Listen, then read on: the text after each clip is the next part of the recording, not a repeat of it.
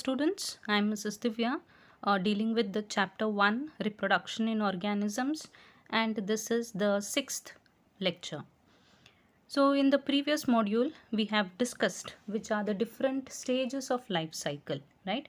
So hope you have understood that concept.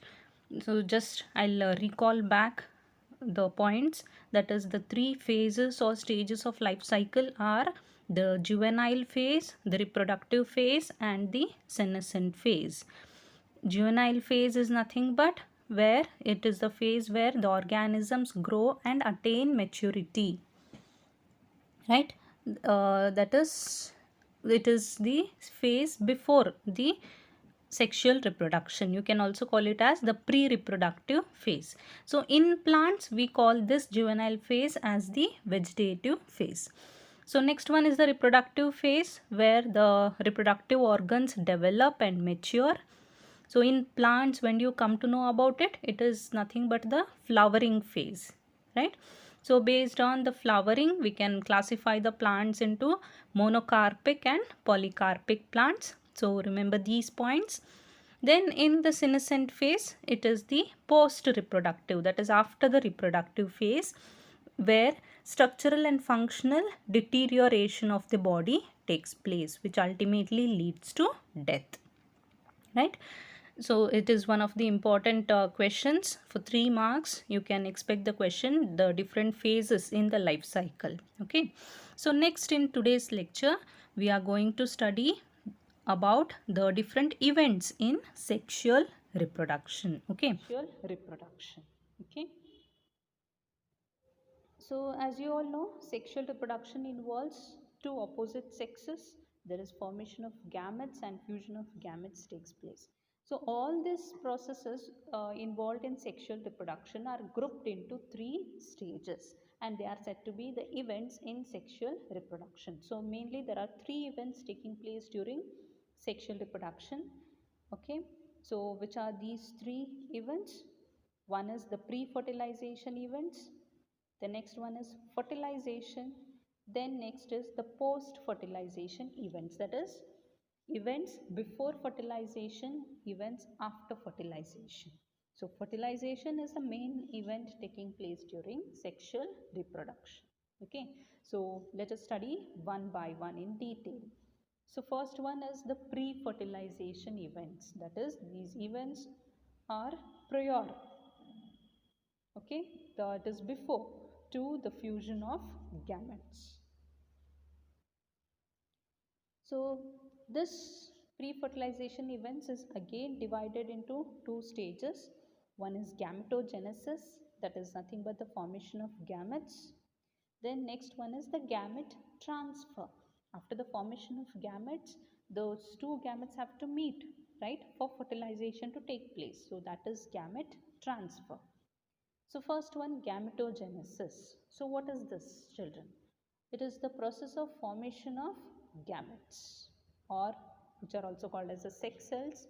So within the sex organs or the gonads. So where are the gametes formed? They are formed in the sex organs, that is nothing but the gonads, right? So in males it is called as, the process is called as spermatogenesis, because you know the male gametes are called as the sperms. So the formation of sperms or the spermatozoa is called as the spermatogenesis. Whereas in females, the female gamete is called as the egg or the ovum. So the process is called as oogenesis, the formation of egg or the ovum, right? But when you see in the lower organisms like algae, the some protozoans, how are the gametes present there? There you don't call them as the sperms or the egg, right? So there the gametes formed, they are most of the time morphologically similar and identical. So such gametes formed are said to be homogametes or isogametes. Okay, so what are these homogametes? These are the two gametes which are similar or morphologically similar in their appearance. So such homogametes can be seen in most of the primitive type of alga like Ilphidium, Cladophora, Eulothrix you have, So the fusion of these two gametes, similar gametes, is known as homogamy or isogamy. Okay. Then when you come to the higher organisms, there you can see that the gametes formed are morphologically dissimilar from each other. So such gametes are said to be heterogametes, or they are also called as anisogametes. Okay. So such type of gametes are seen in some higher alga also, such as the brown alga, the fucus, and in many of the higher organisms. So here the male gamete is called as the anthrozoid, or it is called as the sperm or the spermatozoa, and the female gamete is called as the egg or the ovum. Okay, and the fusion of these two gametes, the dissimilar gametes, is said to be anisogamy or heterogamy. Remember these terms: definition of homogametes and heterogametes, or they may ask you differentiate between the homogametes and heterogametes. Okay, although all these gametes are formed, these different types of gametes are formed, whatever is the organism, the gametes are always haploid. Remember this point. So this might be a question for your competitives. It is an MCQ question. Gametes, whether they are haploid or diploid, always, whatever be the type of organism, gamete in the sense it is always a haploid cell, right? uh, Parent might be anything. It might be a diploid parent, or the parent might be haploid in nature. Okay, so gametes are always haploid in nature. That thing you remember. Then in the lower forms, if you take primitive forms like Monera, fungi, algae, right, the bryophytes, here the parental body is always haploid. Remember, you have studied the life cycles of organisms, right? Uh, Such as the haplontic life cycle, diplontic and haplodiplontic life cycle, right? So the lower organisms show haplontic life cycle. That is, the parent body is haploid. Then what about the gametes in them? The gametes are also haploid. As I told you, gametes are always haploid. Okay. But here, how does the gamete formation take place, children?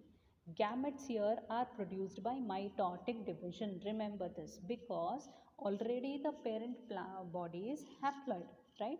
So haploid cells produce haploid gametes. How? By mitotic divisions. So no need of meiosis for the formation of gamete.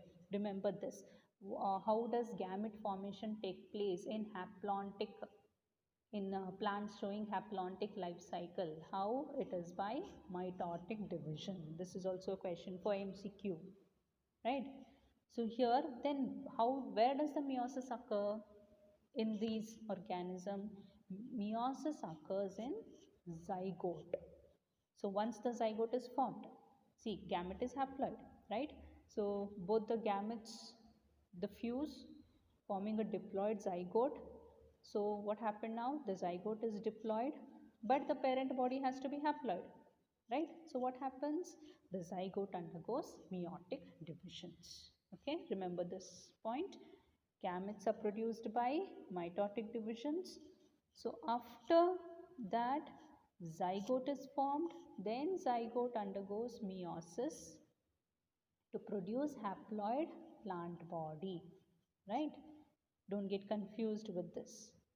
Whereas in higher forms like pteridophytes, gymnosperms, and angiosperms, also in the other higher organisms, animals, the parent body is diploid, diplontic life cycle, right? So here the gametes are produced by what? Meiotic divisions, reductional division, because the parent is diploid. So that diploid parent body has to produce haploid gametes. Then what has to take place? Meiotic divisions take place. Okay. So here haploid gametes are produced, right?